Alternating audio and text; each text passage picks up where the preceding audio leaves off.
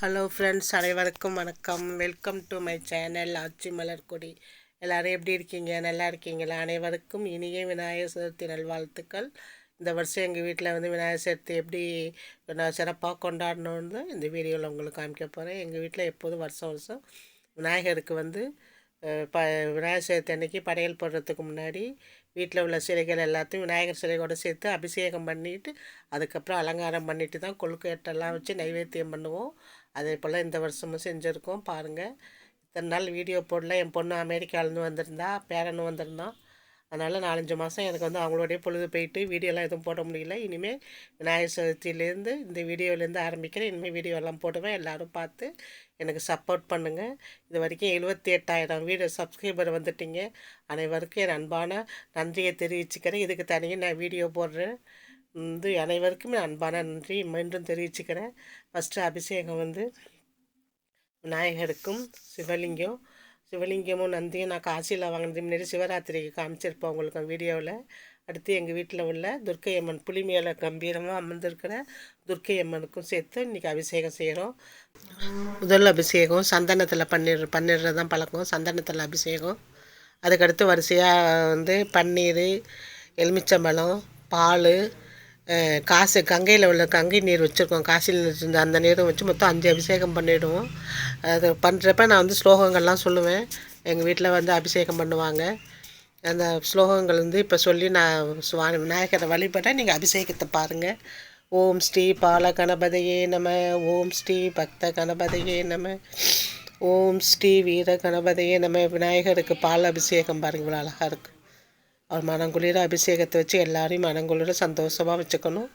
அவரை இன்றைக்கி நம்ம வேண்டிப்போம். அவரோட பிறந்த நாள் இன்றைக்கி ஆவணி மாதத்தில் விநாயகருக்கு மனங்குளிர பால் அபிஷேகம். அடுத்து சிவபெருமானுக்கு பால் அபிஷேகம். அடுத்து அம்மா துர்க்கை அம்மாவுக்கு. இந்த காட்சி அருமையான காட்சி இது.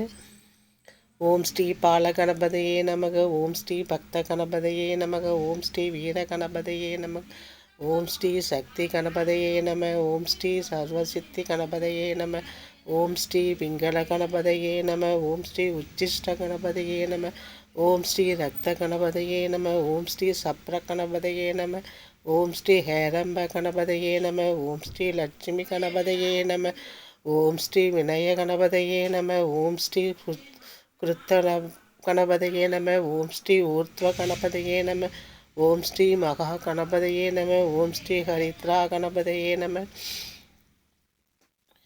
இப்போ அபிஷேகத்தெல்லாம் நடந்துட்டு சுத்தம் பண்ணி வச்சு சுவாமிகளுக்கெல்லாம் சுத்தம் பண்ணிட்டு அலங்காரம் பண்ணணும். சந்தனம் குங்குமம் வைக்கிறப்ப அது முதல் பழைய சந்தனம் குங்குமம் எல்லாத்தையும் தேய்ச்சி கழுவிடணும். அப்போ தான் சுவாமி சிலைகள் விக்கிரகங்கள் சுத்தமாக இருக்கும். இதை சுத்தம் பண்ணிவிட்டு இது வரைக்கும் நம்ம நடக்கிற அபிஷேகம் ஃபஸ்ட்டு சந்தன அபிஷேகம் பண்ணணும். அதுக்கடுத்து பால் அபிஷேகம்.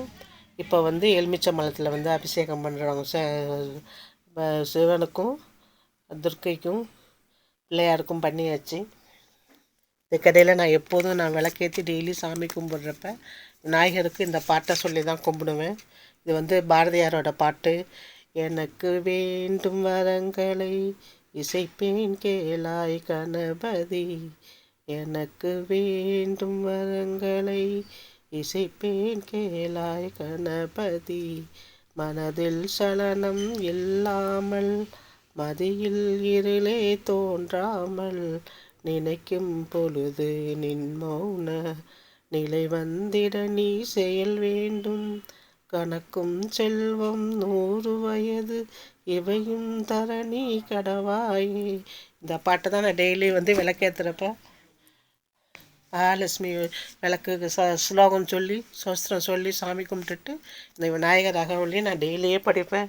எல்லா மனுஷனுக்கும் உள்ள ஆசை தான் கணக்கும் செல்லும் கை நிறைய செல்லும் 100 வருஷம் நம்ம எல்லாருமே வேண்டுமோ.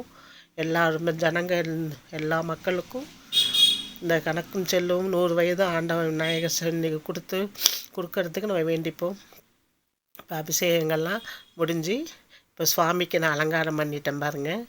அவருக்கு பிடிச்ச அருகம்புல் மாலை வச்சுருக்கேன். எருக்கம்புல்லையே அழகான மாலை, கரும்பு, விளாம்பழம், முன்னாடி சின்ன சின்ன கொழுக்கட்டை மூஞ்சூரும் தேளும் வந்து செஞ்சு வைப்பேன். அவருக்கு பிடிச்சது ஃபஸ்ட்டு வைக்கிறது. அதை சின்னதாக கொழுக்கட்டையாக இருக்க பாருங்கள், விளாம்பழத்துக்கும் பக்கத்தில். அவர் வயிற்றில் ₹1 காசு வச்சு கழுத்தில் தங்க நகை போட்டிருக்கேன். போட்டுட்டு இப்போ தீபாரதனைக்கு முன்னாடி நைவேத்தியத்தை வச்சுருக்கிறது பாருங்களேன். கடலப்பருப்பு பூரணம் வச்ச கொழுக்கட்டை, பிள்ளையார்பட்டி கொழுக்கட்டை, சுண்டல், பொரி, அவல், அவருக்கு பிடித்த அப்பமோடு அவல் பொடி அது மாதிரி பொரி, அவல், வெல்லம் போட்டு அதுவும் நைவேத்தியம் வச்சுருக்கேன். இதை வச்சு சுவாமிக்கு வந்து தீபாரதனை காமிச்சு தேங்காய் உடைச்சி தூப தீபம் காட்டி இந்த வருஷம் விநாயகர் சதுர்த்தியை நாங்கள் சிறப்பாக கொண்டாடிட்டோம்.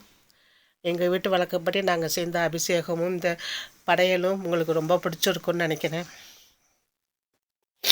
ஒவ்வொரு வீட்லேயும் ஒவ்வொரு மாதிரி கொண்டாடுவோம். ஆனால் மெயினாக வந்து பிள்ளையாரை வச்சு கும்பிட்றது தான் மிகவும் சிறப்பான இந்த பிள்ளையார் சதுர்த்தி. எல்லாருக்கும் எல்லா வளமும் கிடைக்க பிள்ளையார் அருள் புரியட்டும். இதான் பாருங்கள், இது பிள்ளையார்பட்டி கொழுக்கட்டை ரொம்ப அற்புதமாக வந்துட்டு இந்த வருஷம் கொழுக்கட்டையெல்லாம் வீட்டில் செஞ்சு கும்பிட்டாச்சு. அனைவருக்கும் இனிய விநாயகர் சதுர்த்தி வாழ்த்துக்களை மீண்டும் தெரிவிச்சுக்கிறேன். இந்த வீடியோ உங்களுக்கு பிடிச்சிருந்தா சப்ஸ்கிரைப் பண்ணுங்கள், லைக் பண்ணுங்கள், ஷேர் பண்ணுங்கள். தேங்க்ஸ் ஃபார் வாட்சிங் டு ஆல்.